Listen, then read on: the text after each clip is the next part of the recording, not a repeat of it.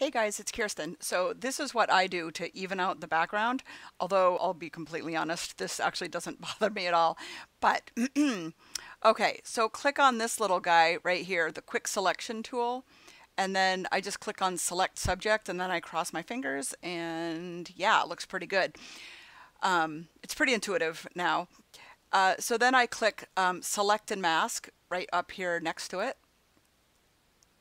Okay, this part is actually slower than death here. So get your, hit the left bracket key to make the little circle here pretty small.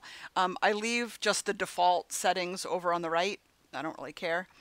And then you are going to trace the outside of your subject. You don't have to be 100% accurate because we're going to deal with that in a second. But just kind of go around. It's actually pretty quick. Sometimes it's just really super slow on my computer for some reason. Okay, so go around his collar, and then we can stop here at his back since it's cut off anyway. Okay, so then let it do its thinking here. You're going to click invert over here on the right, and then I have output to new layer with layer mask, and then hit OK. Turn on the background layer.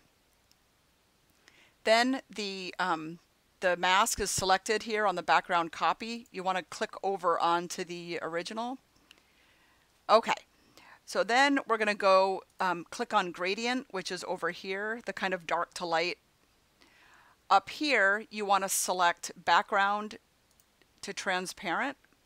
Usually when you hover over it, it'll say. Mine's being a turd right now. Anyway. Whoops, I clicked on something else. Hang on a second.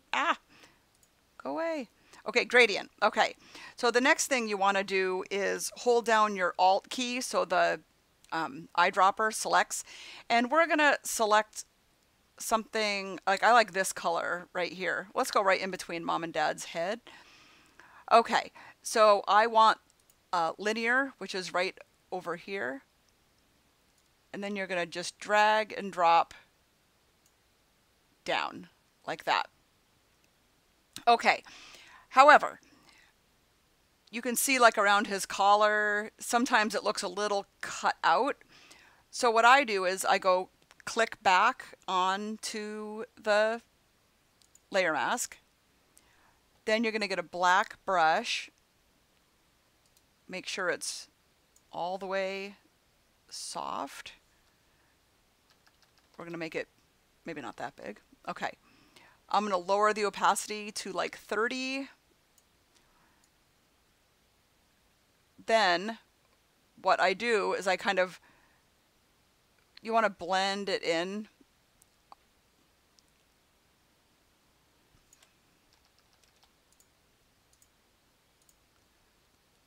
Okay, that'll get rid of the halo.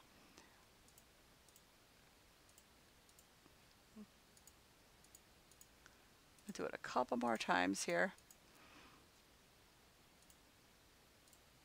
Okay, so that evened it out a ton. Okay, so I'm going to go ahead and flatten this. There's one more trick that I really like.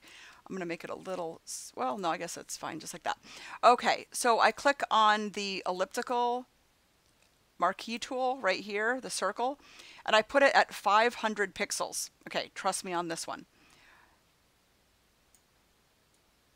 Oh, I forgot this image is low resolution because I just snagged it from your thing. That's fine. Okay. When it's full resolution, it's not going to force it to be so small. So just bear with me here while I just give this a try. So Control-Shift-I inverses, and then immediately hit Control-J. That puts the inverse, the outer portion, on a separate layer. Then from normal, you're going to click on multiply. So this is going to put kind of a nice vignette. And instead of, you know, black or whatever, it just actually vignettes the color that's already there. So let's do it like at 50%, just darkens it a smidgy. Then put a layer mask, which is the box with a circle on it down here on the lower right. Then you're going to get yourself a brush again. Let's put the opacity at like 60. And we're going to just paint it off Make sure it's not on mom and dad.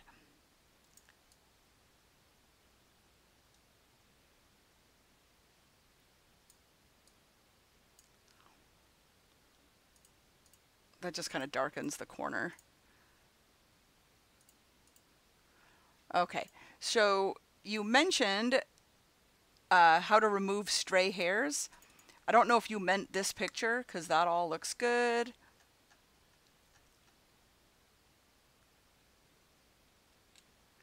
So the thing about stray hairs is we've all got them, right? We all got them. So when you remove them, to me, it actually looks more fake than it should. That being said, if you go to Pro Retouch, no, sorry, it's not Pro Retouch. I lied. If you go to Greater Than Gatsby Innocence Retouch, they have something pretty magical. Sorry, my cell phone's going off. Where is it? Erase flyaways. Now, if you're shooting at a shallow depth of field, it's pretty friggin' magic. So get a white brush. We got a black mask, got a white brush. Let me see if I can zoom up here so you can see it. Again, this is a low resolution picture, so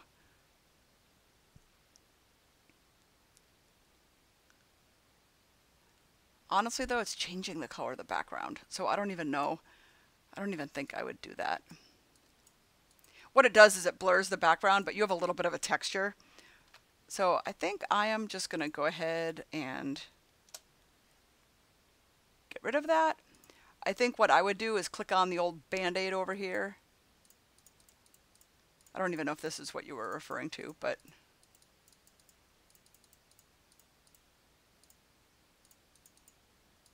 there's a couple little hairs I would probably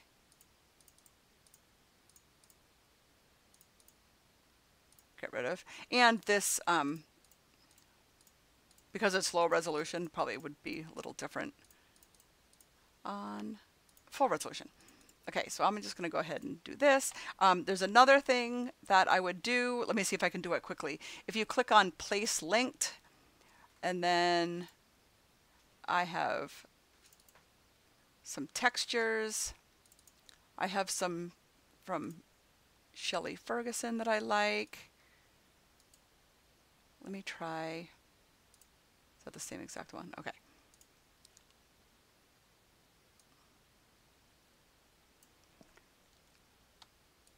Hit the Shift key. Actually, where does... Oh, no, you goes all the way to the bottom. Oh my gosh, I'm sorry. Let me shut off my phone. Okay.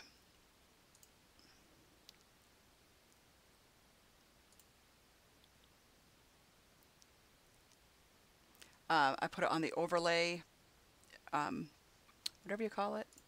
Now what I do with textures, instead of erasing it off the people, I put it onto the background. So highlight the layer mask and hit Control-I, which inverts it. Actually, you know what I was going to do? Hang on, let me go back. Let me go back to where I started from. Let me... Oh my gosh, now my cat's on my lap.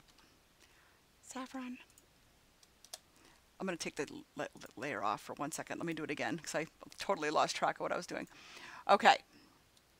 I just realized when it was all stretched out like that, it looked super weird.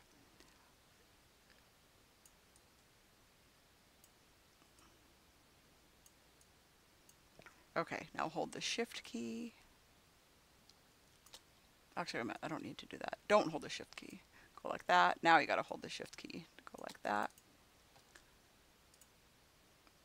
Let's see. Overlay.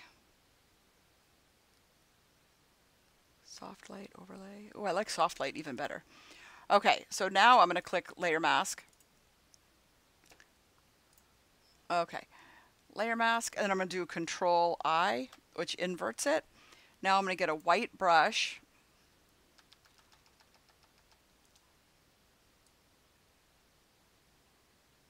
I'm going to lower the opacity too.